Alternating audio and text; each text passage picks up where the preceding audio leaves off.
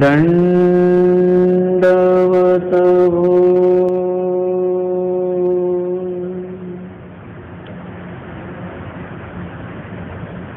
श्रीकृष्ण मंदिर ट्रस्ट माता खिडकी अमरावती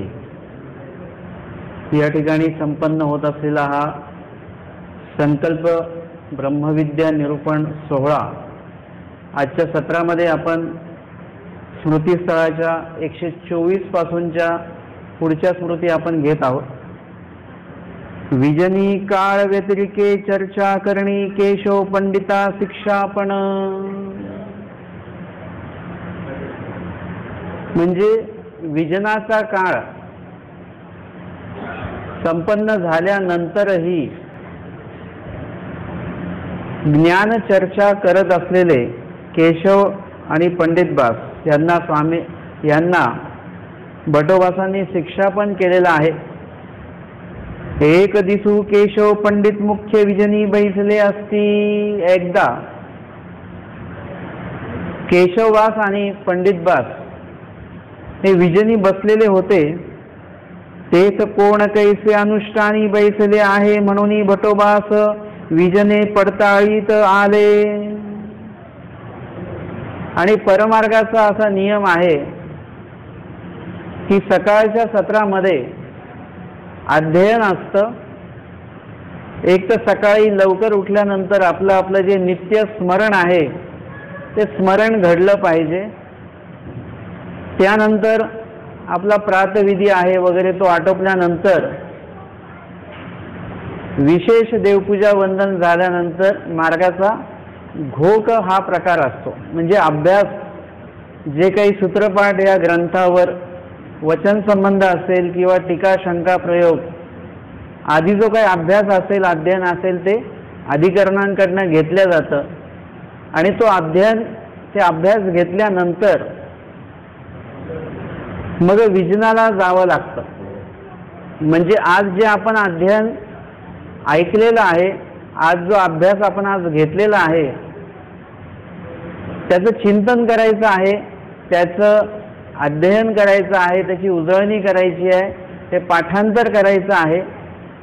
आणि झालंच तर त्याच्यावर पाठांतर झाल्यानंतर त्याच्यावर थोडी चर्चा पण होणं आवश्यक आहे। आणि हे सगळं करण्यासाठी आज सुद्धा मार्गामध्ये घोक घेतल्यानंतर विजनाला जाण्याची पद्धत आजही आहे। शेतामध्ये रानामध्ये जाऊन एखाद्या झाडाखाली बसून एकट्याने ते अध्ययन करणं त्याला विजन असं म्हणतात। विजन म्हणजे ज्या ठिकाणी इतर कुठलीही लोक नाही आहेत, एकट्यानेच बसून जे करायचं आहे चिंतन करायचं त्याला विजन असं म्हणतात। विजनाचा वेगळाही अर्थ आपण घेऊ शकतो, जिथे विजन म्हणजे वेगळ्या प्रकारचे जन तिकडे नाही आहेत, फक्त एकाच विचाराचे जन आहेत। जसं या ठिकाणी आपण इतके लोक बसलेलो आहोत, या एका संख्येने बसलेलो आहोत। आता आपण या ठिकाणी जे बसलेलो आहोत ते एकाच विचाराने बसलेलो आहोत। निरूपण श्रवण आपल्या सगळ्यांचा विचार एकच आहे। निरूपण न ऐकणारा कोणीही व्यक्ती इथे नाहीये, त्याच्यामुळे आपलं हे कसं आहे विजनच आहे। पण इथे जर का निरूपण न ऐकणारा एखादा समूह येऊन जर का बसला तर तो मग विजन म्हणजे त्याच्यामध्ये वेगळे जन सुद्धा येऊन बसलेले आहेत, म्हणून ते विजन घडत नाही। विजन म्हणजे एकाच विचाराने एक व्यक्ती बसलेला आहे किंवा एकाच विचाराचे अनेक लोक एका ठिकाणी बसलेले आहेत, ते विजनच आहे।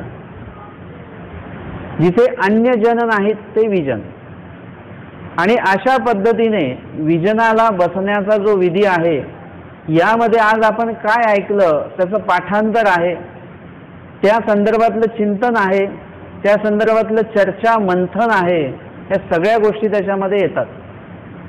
आणि म्हणून सकाळच्या सत्रामध्ये तुमचं उदक म्हणजे नाश्ता वगैरे झाल्यानंतर विजनाला जावं। आता तुम्ही मार्गात जेव्हा जाल तेव्हा तुम्हाला या गोष्टी बघायला मिळतील। आपणही कधी 8 दिवसासाठी मार्गात गेलो किंवा एखाद्या पोथीला गेलो तर त्या ठिकाणी आपल्याला हा विजनाचा लाभ घेता येतो।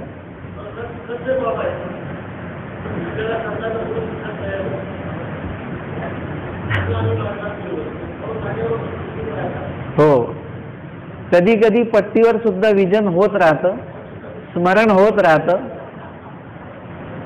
आणि जसं कधी कधी शक्य नसतं, आता एखादी आश्रम अशा गावामध्ये असेल त्या ठिकाणी विजनाला जाणं शक्य होत नाही असंही असतं. मग त्यावेळेला तुम्ही जिथे कुठे असाल तिथे तुमचं विजन हे घडलं पाहिजे. जसं कुणी प्रवासात असेल, मग प्रवासात असताना त्या ठिकाणी स्मरण करणं हे सुद्धा विजनच आहे. ऐकलेल्या शास्त्राचं निधिध्यासन करणं हे सुद्धा विजन आहे.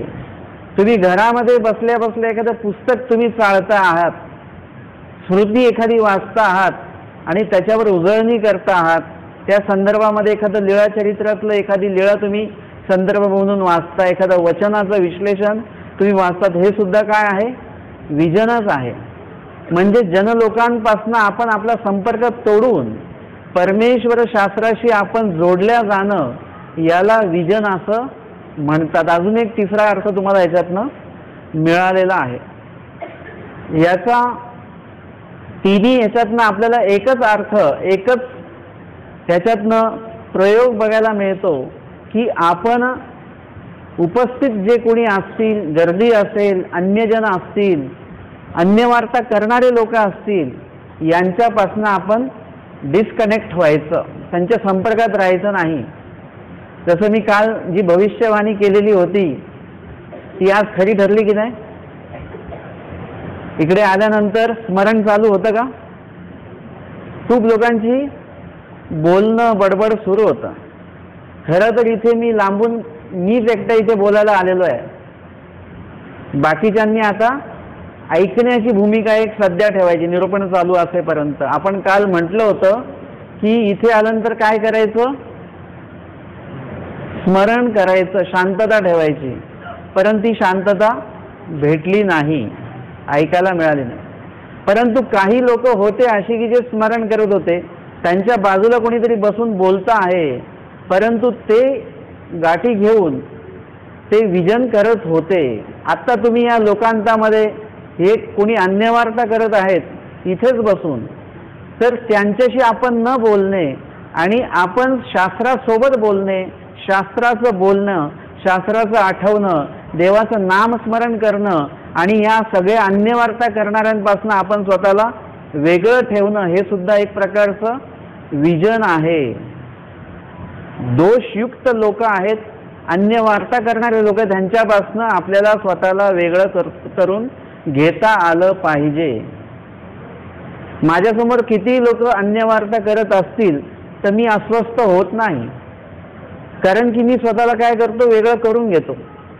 ज्यांना अन्य वार्ता करायची आहे त्यांनी अन्य वार्ता करावी, परंतु मला काय करायचं हे माझ्या हातामध्ये आहे. तसं तुमच्या प्रत्येकाच्या हातामध्ये, तुमच्या प्रत्येकाचं ते जे काही विधिविधान आहे, तुम्हाला कुठला विधी करायचा आहे ते तुमच्या हातामध्ये आहे. तुम्ही स्वतःला त्या लोकांपासून, अन्य विधी करणाऱ्या लोकांपासून, अन्य वार्ता करणाऱ्या लोकांपासून स्वतःला वेगळं करून तुम्ही विजन विधी सुरू करू शकता. गर्दीमध्ये, बडबडीमध्ये तुम्ही स्वतःला वेगळं करू शकता आणि ध्यान अवस्थेमध्ये तुम्ही जाऊ शकता. जमलंच तर तुम्हाला काल काय स्मृती झाल्या, या स्मृती तुम्ही जर का आठवत असाल इथे येऊन बसून, तर ते सुद्धा विजनच आहे.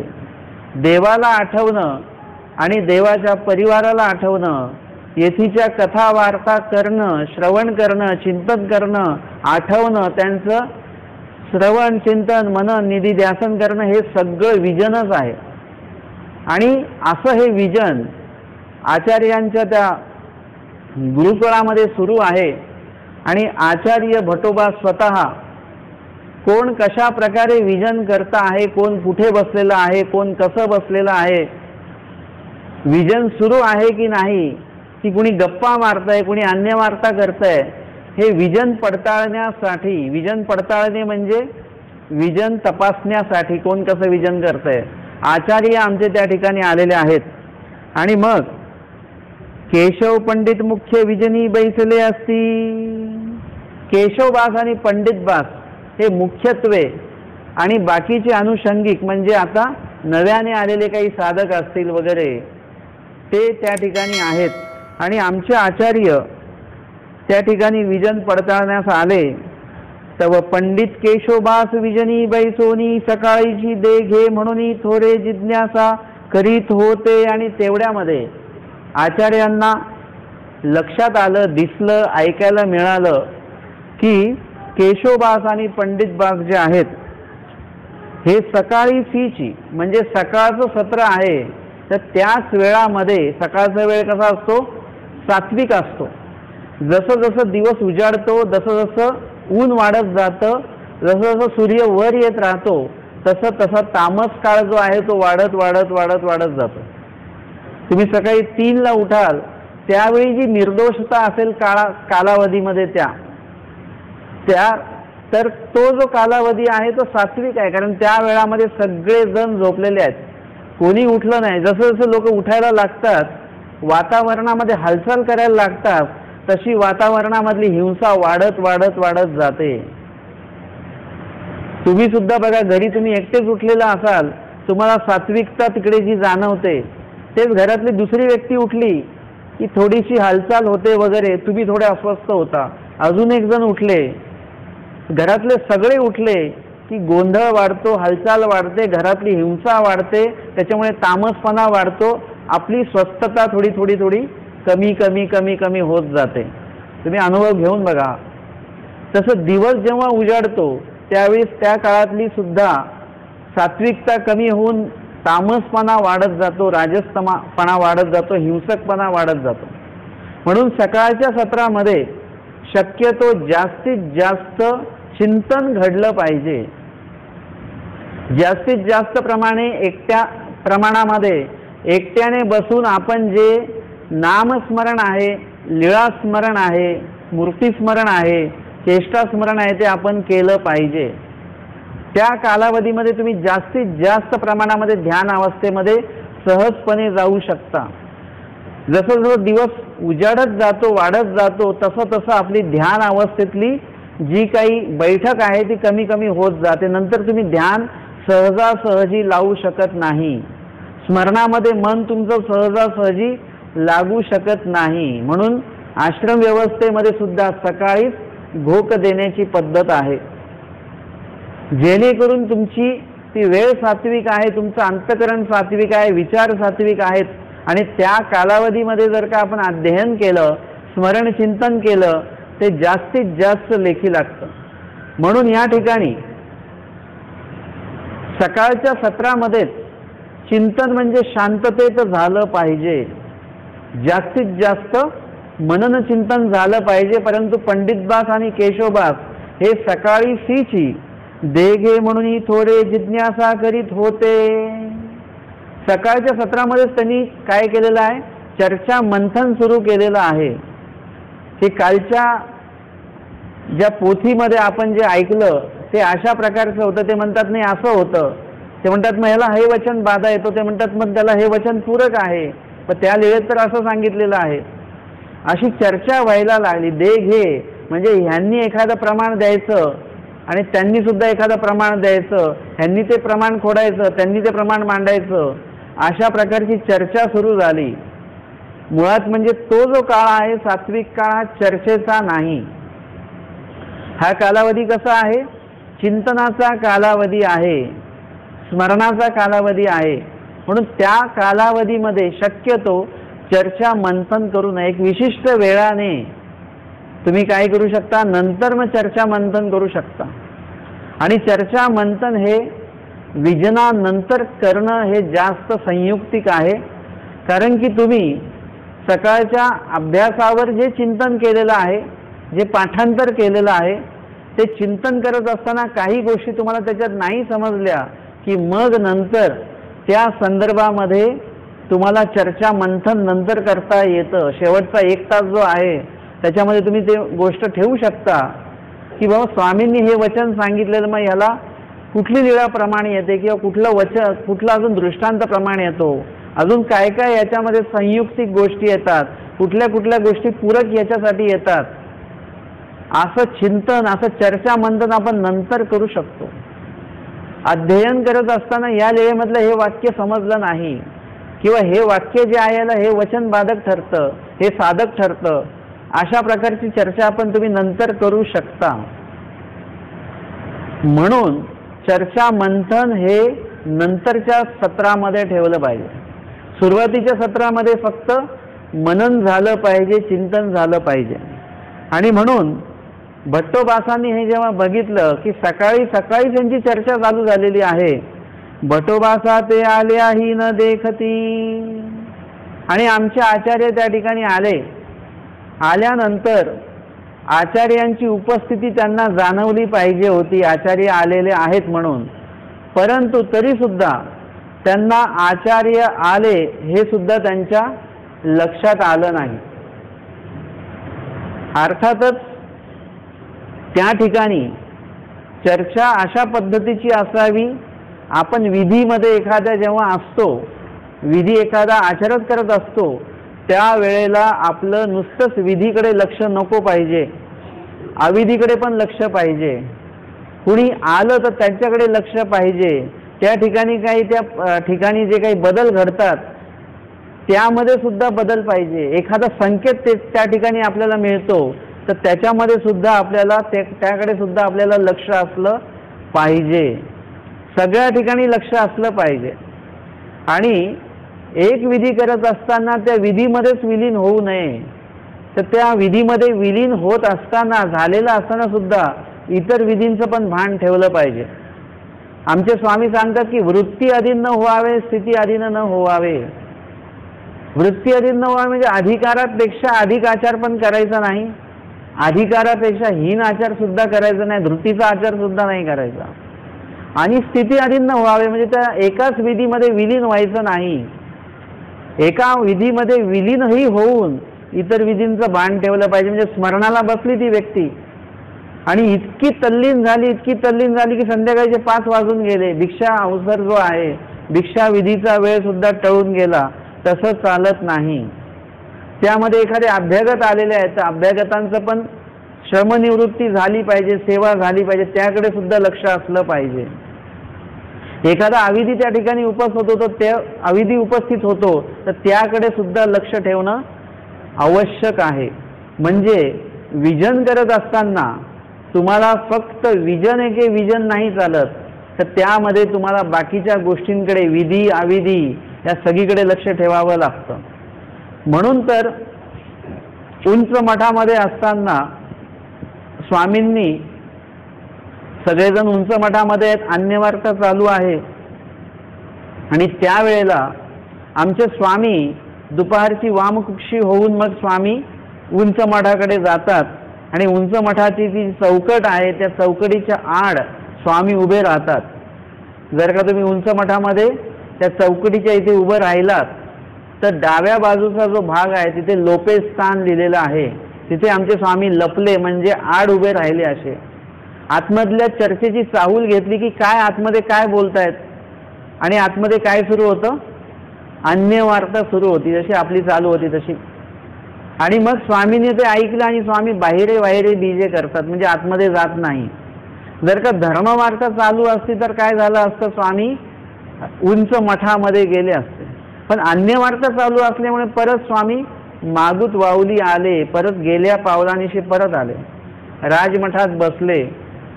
आणि तदनंतर भक्तजन नंतर आले, स्वामींनी त्यांना शिक्षा पण केलं. काही काय धर्मवार्ता करीत होते ती, ते काय तुमची धर्मवार्ता चालू होती चांगली, सगळ्यांना चूक लक्षात आली की आपण काय करत होतो, अन्य वार्ता करत होतो.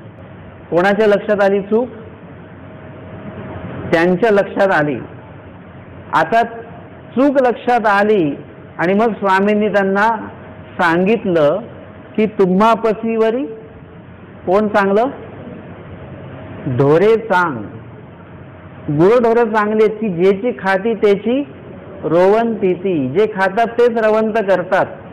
गवत खाल्लं तर गवतच रवंत करतात, हिरवं गवत खाल्लं तर हिरवं गवत रवंत करतात, सुक गवत खाल्लं तर सुक गवत रवंत करतात. जे खातात तेच रवंत करतात. तुम्ही धर्मवार्ता ऐकता आणि अन्य वार्ता रवंत करता.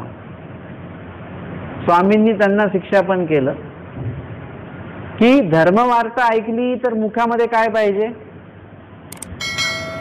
काय पाहिजे, धर्मवार्ताच पाहिजे, नामस्मरण पाहिजे.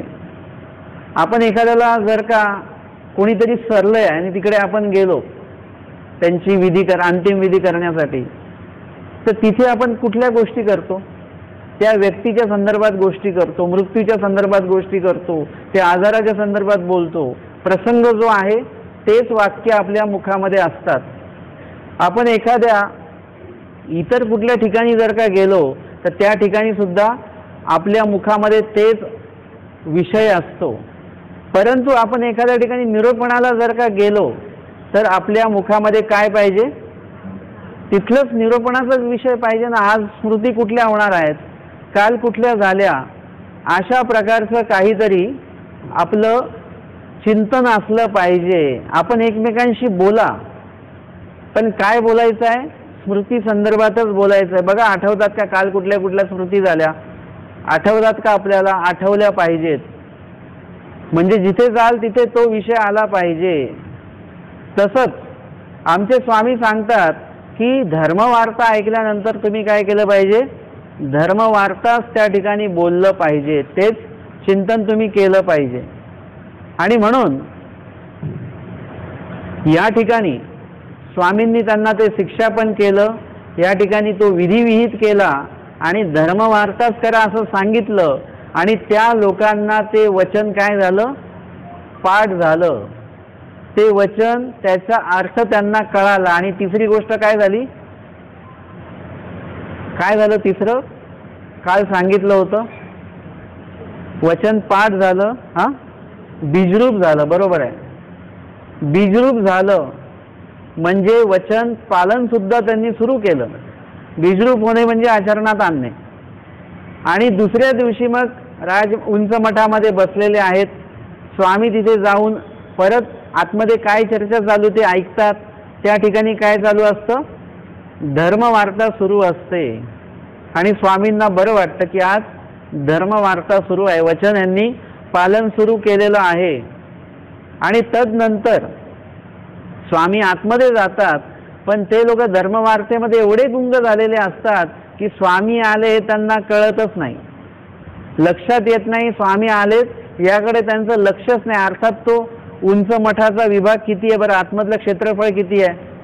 छोटंच आहे, खूप मोठं पण नाही आहे ते. मग त्यांच्या लक्षात आलं पाहिजे. पण धर्मवार्तेमध्ये इतके गुंग झाले की स्वामी आलेले माहिती नाहीत. स्वामी मग त्यांना शिक्षा पण करतात. हंगा हे तुम्हा विषयत्वेची लागुनी ठाकले मा. म्हणजे एकदमच तुम्ही याच्यामध्ये गुंग झाले. नुसतंच एकाच विधीमध्ये गुंग होणं हे सुद्धा दोषजनक आहे.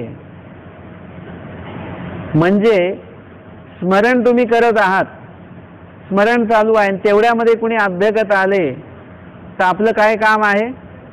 आपण ते स्मरण थांबवायचं. अर्थात स्मरण कधीही थांबत नसतं, फक्त तुमची बैठक मोडते. तुम्ही बसलेले आहात तर उभे राहतात, पण स्मरण हे तुमचं चालूच राहतं ना. अधिकरण आले, साधू आले, वासनिक आले, उठा, त्यांना दंडवत करा, त्यांना बसायला द्या, त्यांना पाणी द्या, आणि तुमचं नामस्मरण तर बंद होणारच नाही आहे. नामस्मरण हे चालूच आहे. आणि तो विधी सुद्धा करायचा. तुम्ही म्हटले की नाही मी स्मरणाला बसलो, मी उठणार नाही, म्हणजे एकाच विधीमध्ये तुम्ही अडकून राहिलेत. दुसरा विधी उपस्थित झाला. स्मरण हा नित्यविधी आहे. अधिकरण कुणी आले तो हा निमित्तविधी उपस्थित झाला, आणि त्यावेळेला तुम्हाला तो निमित्तविधी साधता आला पाहिजे. एखादा निमित्तविधी जर का उपस्थित आहे, तुम्ही ते सेवादास्य करता करता तुम्हाला नित्यविधी पण करता आला पाहिजे. म्हणजे जर का सांगितलं की त्यांना काय चहा पाणी द्यायचा तो बघा, त्यांचं काय श्रमनिवृत्ती करायची ती बघा, ते करत असताना तुम्ही लीळा सुद्धा आठवू शकताय, एखादी स्मृती आठवू शकता. तुमचं ते चालू आहे मनातल्या मनात. आणि नामस्मरण तर चालूच आहे आपलं. म्हणजे निमित्तविधीमध्ये सुद्धा आपण नित्यविधी साधू शकतो सहजपणे. आणि आपलं नित्यविधी चालू आहे, स्मरण चालून तेवढ्यात जर का आपल्याला जर का एखादा निमित्तविधी प्राप्त झाला तर तो सुद्धा आपण सहजपणे आचरण करू शकतो. अशा दोन्ही प्रकारामध्ये आपण नित्यविधीमध्ये निमित्तविधी, निमित्तविधीमध्ये नित्यविधी दोन्ही साधू शकतो. आणि म्हणून स्वामी सांगतात की हे तुम्हाला विषयत्वेतीची लागुनी ठाकले मा. म्हणजे असंही झालं नाही पाहिजे, सर्व विधी साधता आले पाहिजेत. स्वामी आले त्याकडे लक्ष नाही, मग त्याविषयी स्वामींनी त्यांना काय केलेलं आहे, शिक्षापन केलं, त्याविषयी निरूपण केलं. आणि तदनंतर स्वामींनी जे काही सांगितलं त्यावर परत केलेलं निरूपण जे आहे ते अजून बीजरूप झालं. आणि नंतर सगळ्याच विधींकडे ते लक्ष ठेवता आलं, त्यांना ठेवायला लागले ते. या ठिकाणी स्मृतीस्थळामध्ये सुद्धा असाच प्रसंग घडतो आहे की काय होतंय की भट्टोबास आले पण बाकीच्यांचं भट्टोबास आल्याकडे लक्षच नाही आहे. अर्थात त्यांचं लक्ष असलं पाहिजे पण लक्ष नाही. आणि भट्टोबास आल्याही न देखती ऐसे रसी पडिले असती, म्हणजे धर्मवार्तेच्या रसामध्ये रममान झालेले आहेत. अर्थात धर्मवार्तेमध्ये आपल्याला रममान व्हायचंच आहे, पण इतकं सुद्धा रममान नाही व्हायचं की त्या ठिकाणी दुसरा विधी उपस्थित झाला तर तो आपल्याला ते लक्षातच येणार नाही, असं पण झालं नाही पाहिजे. सर्वच लक्षात आलं पाहिजे. आणि रसी पडिले असती ते देखोनी भटोबासा न मनेची, आणि ते भटोबासांना न मनेची म्हणजे भटोबासांना ते न मनेची म्हणजे ते मान्य नाही, भटोबासांना ते आवडलं नाही की या ठिकाणी इतकं ते धर्मवार्तेमध्ये गुंग झालेले आहेत की आम्ही आलो हेही लक्षात नाही, कुणी आलं हेही लक्षात नाही. अशी चर्चा सुरू असताना जर का एखादी कोणी अन्य व्यक्ती आली, प्रतिकूल व्यक्ती आली, अन्य वार्ता करणारी व्यक्ती आली तर त्या ठिकाणी तो भाग लक्षात आला पाहिजे, त्या ठिकाणी ती चर्चा थांबवता आली पाहिजे. तर ते सुद्धा लक्ष नाही, म्हणजे विधी उपस्थित झाला याकडेही लक्ष नाही. एखादा अविधी उपस्थित जर का त्या ठिकाणी झाला तर त्याकडे आपलं लक्ष असणं गरजेचं आहे. आणि भटोबासा ते न मनेची म्हणजे भटोबासांना ते आवडलं नाही, लक्ष असलं पाहिजे सगळीकडे.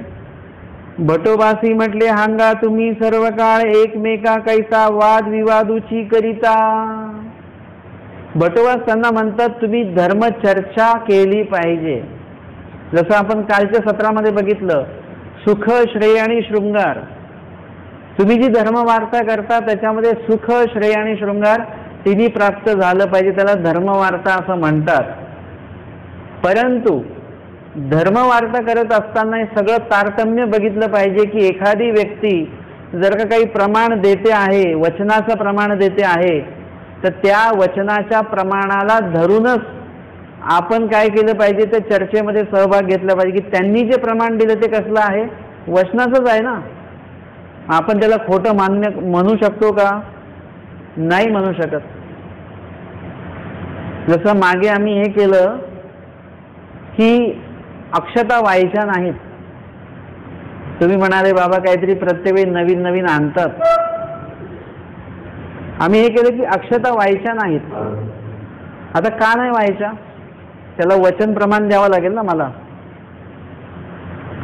मी वचन प्रमाण दिलं की स्वामी सांगतात की येथीचा जो कण आहे, दीक्षान्न कण आहे, तो कुणी सुद्धा नेला नाही पाहिजे. कुणी नेला नाही पाहिजे? मुंगिये आदी करून नेओ नेदावा. म्हणजे एक कण सुद्धा तुमचा वाया गेला पाहिजे का? गेला पाहिजे? नाही गेला पाहिजे. अजून दुसरे वचन काही प्रमाण देता येईल तुम्हाला? तुम्ही द्या एखादा प्रमाण. अन्नकण वाया गेलं नाही पाहिजे. हा, हे दीक्षान्नाचं महत्व झालं. परंतु अन्नकण वाया गेलं नाही पाहिजे या संदर्भात एक वचन आहे अजून. नाथोबासांना स्वामींनी सांगितलं, डोमेग्रामला सांगितलं, हंगा ऐसे अणू अणू सांडावे. कधी म्हणतात ते? जेव्हा झोळी झटकल्या जाते त्यातले अन्नकण खाली पडतात तेव्हा ते वचन आहे. दोन वचनं मिळाली का तुम्हाला? याच्यातनं आपल्याला काय समजतं? अन्न वाया गेलं नाही पाहिजे, अन्न कण वाया गेले नाही पाहिजेत, तांदळाचा सुद्धा कण वाया गेला नाही पाहिजे. मग आपण जे अक्षता वाहतो त्याच्यामुळे काय होतं? ते तांदूळ खाता का तुम्ही परत धुवून वगैरे? मग ते काय होतात त्याचं? वायाच जातं, ते सगळं वाया जातं. त्याच्यामध्ये अजून एक असतं की ते गंध लावल्यानंतर मग अक्षता लावतून ते परत आमच्यावर असं ते काय बोलतात, त्याचे शिंतोडे उडवल्या जातात. त्याला त्या तांदळाला जे गंध लागलेला असतो अक्षताचा, पूर्ण आमच्या कपड्यांना ते डाग लागतात. कधी कधी असं पण होतं. अर्थात ते भाग जाऊ द्या, ते महत्वाचं नाही आहे. महत्वाचं हे आहे की त्याच्यामध्ये तांदूळ वाया जातात. मी ह्याचं चिंतन केलं तेव्हा मला 2 वचनं ही भेटली. अजूनही त्याच्यामध्ये तुम्हाला संदर्भ मिळतील, वचनाचे मिळतील किंवा अजून काही मिळतील तुम्हाला. आता ह्याच्यातनं हे आपल्याला लक्षात आल्यानंतर चर्चा मंथन कसं असतं की आता जर का मी हे सांगितलं, यातले जे काही कर्मवादी लोक म्हणजे कर्मकांडवाले जे लोक आहेत ते म्हणतील हे कसं असं कसं आहे, बाईचा वाद होत्या, हे काय नवीनच सांगतात. बाईचा वाद होत्या, जर का बाईसांनी करायच्या गोष्टी जर का आपल्याला करायच्या म्हटल्या तर बाईसांनी शेवटी काय वाहिलेलं आहे, नुसतेच अक्षता वाहिलेलं एवढंच लक्षात आहे का आपल्या? काय वाहिलं? स्वतःचा देह पण वाहिलं नदीमध्ये. मग कधी आता आपण गेलो खडकुली वंदन करायला, मग करणार प्रयोग हा तुम्ही? तो तर महत्वाचा प्रयोग आहे. तो बाईसांनी जे केलं ते तर सगळ्यात महत्वाचं आहे. तुम्ही एखाद्या अक्षता नाही वाहिलं तरी चालतील, परंतु देह मात्र तुम्ही व्हायचंच आहे.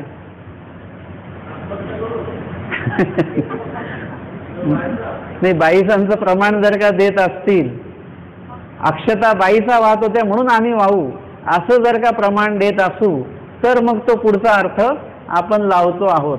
तर बाईसांनी या गोष्टी पण केलेल्या आहेत. आपल्याला 2 वचनाच्या माध्यमातून काय लक्षात आलं? अन्न कण वाया गेले नाही पाहिजे, तेवढा भाग लक्षात आला. आता हे 2 वचनं ज्या दिवशी बीजरूप होतील तुमच्यामध्ये, त्या दिवशी काय होईल? अक्षता वाहनं तुम्ही बंद करणार. ज्यावेळी बीजरूप होईल तेव्हाची गोष्ट. तर हे काय आहे की मी जे प्रमाण दिलं, आता परंपरेने विधी चालत आलाय अक्षता वाहण्याचा. आत्ता मी तुम्हाला सांगितलं अक्षता वाहू नका, आणि त्याला मी असं नाही म्हटलं की मला वाटतं म्हणून वाहू नका. त्याला मी स्वामींचंच प्रमाण दिलं की स्वामी म्हणतात अन्नकण वाया घालू नका. 2 वचनांचं प्रमाण दिलं, लिळेचं प्रमाण दिलं. आत्ता मी हे स्वामींच्या श्रीमुखाच्या किंवा ब्रह्मविद्येच्या बाहेरचं प्रमाण दिलं का? नाही दिलं. आता याच्या संदर्भात तुम्ही माझ्याशी वाद घालू शकत नाही. आत्ता वाद घातला तर त्याला म्हणतात वाद विवाद.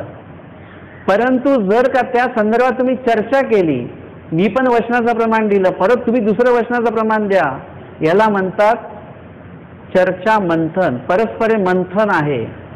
आता या ठिकाणी जे चालू आहे, केशवभास आणि पंडितभास यांचं काय सुरू आहे?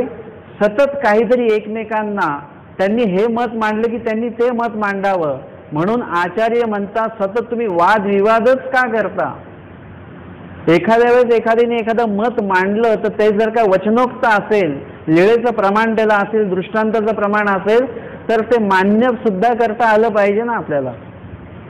आपण कुणाचं प्रमाण खोडतो आहोत?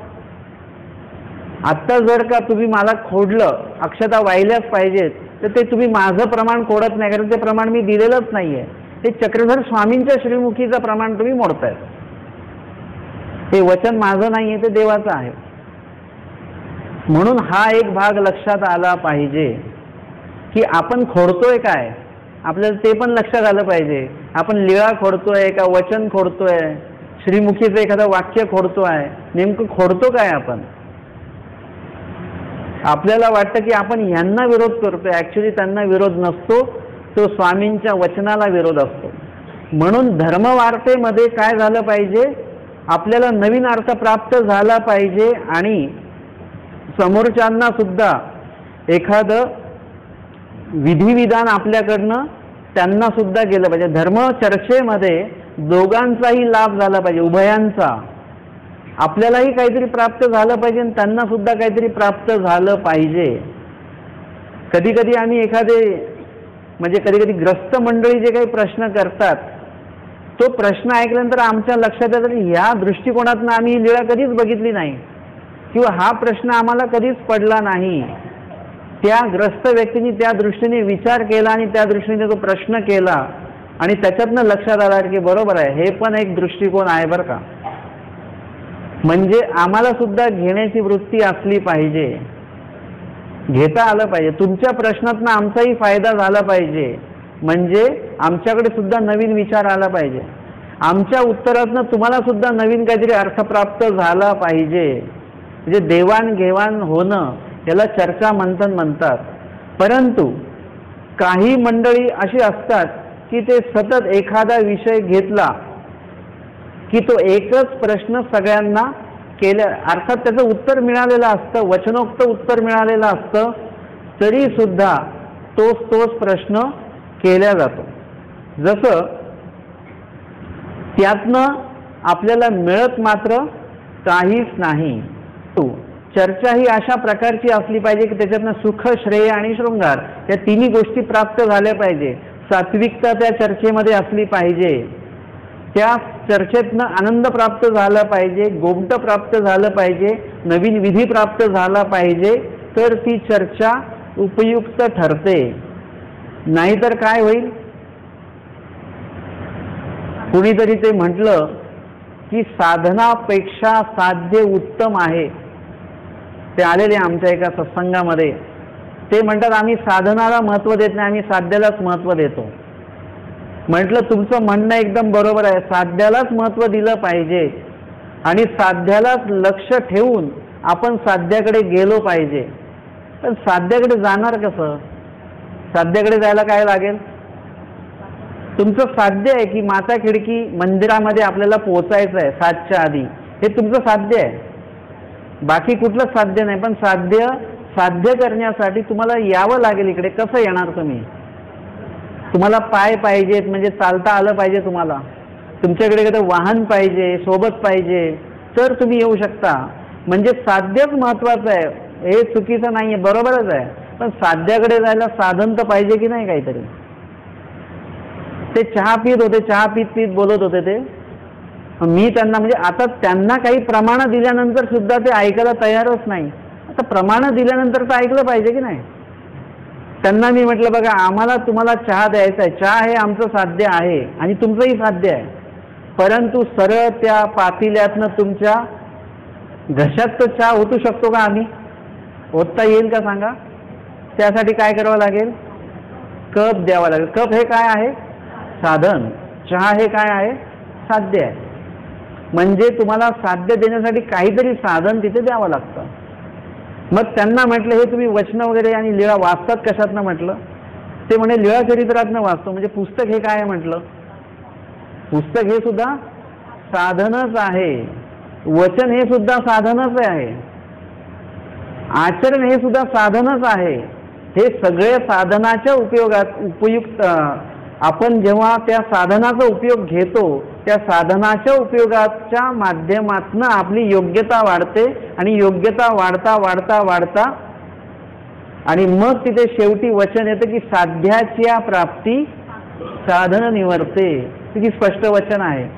म्हणजे साधन देव स्वतःच देतात आणि त्या साधनाच्या माध्यमातून साध्यापर्यंत पोहोचवतात. आणि मग आता तिथे ते घडतं की साधनापेक्षा साध्य उत्तम असल्यामुळे परमेश्वर काय करतात? साधन काढून घेतात. बंद करतात.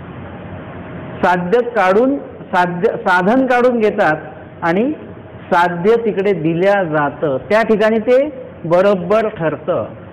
म्हणजे तुम्ही लक्षात घेता, तुम्ही ज्या साधनाने या मंदिरामध्ये आलेले आहात ते साधन तुम्हाला काय करावं लागेल? त्या मंदिराच्या बाहेरच तुम्हाला ते साधन सोडून द्यावं लागेल.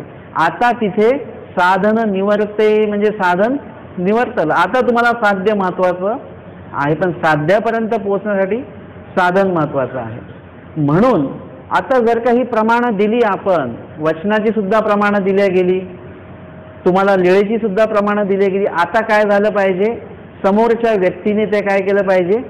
ऐकलं पाहिजे, एक्सेप्ट केलं पाहिजे की हो बरोबर आहे तुम्ही जी प्रमाणं दिली. परंतु ही प्रमाणं दिल्यानंतर काय झालं? त्यांच्या लक्षात आलं की आता आपल्याकडे बोलायला काय नाहीये. मग त्यांनी लगेच तिकडे काढता पाय घेतला, पण मान्य केलं नाही की तुम्ही म्हणता तेही बरोबर आहे, असं मान्य केलं नाही. याला चर्चा म्हणत नाही. चर्चेतनं एखाद्याचा मुद्दा खोडताना तो कपट भावनेने खोडण्यापेक्षा किंवा मी जिंकावं म्हणून खोडण्यापेक्षा त्या वचनाच्या माध्यमातून काय केलं पाहिजे, त्याचं खंडन केलं पाहिजे. माझं जिंकणं व्हावं म्हणून त्याचं खंडन नाही केलं पाहिजे. तर परमेश्वराने सांगितलेलं हे वचन सुद्धा आहे, तर त्यावेळेला ते सुद्धा घडलं पाहिजे. म्हणजे प्रमाण आपल्याला घेता येतं की बोडी गंगा समान स्मृतीस्थळामध्येच येतं, परंतु बोडी गंगा समानच का नाही. आचार्य म्हणतात बोडी ते बोडी आणि गंगा ते गंगा. लगेच दुसरा अर्थ त्याच्यामध्ये, म्हणजे स्वतःसाठी असेल तेव्हा असा आहे, दुसऱ्यांसाठी असेल तेव्हा जे नित्यविधी वेगळा आहे, निमित्तविधीमध्ये थोडंसं बदलून पण घेता आलं पाहिजे. आता त्यांनी जर का भट्टोपाध्यांशी वाद केला असता तर नाही नाही स्वामींचं वचनच खरं आहे, तर तसं नाही. कधी कधी स्वामींचं वचन जे सांगत असतं त्या ठिकाणी व्यवहारामध्ये थोडंसं तुम्हाला बदलून सुद्धा घ्यावं लागतं, असं पण असतं. म्हणून कधीही चर्चा संवाद झाला पाहिजे. चर्चा संवादाच्या माध्यमातनं आपल्याला नवीन अर्थ प्राप्त झाला पाहिजे, सात्विकता प्राप्त झाली पाहिजे. ती चर्चा यांच्यामध्ये नव्हती.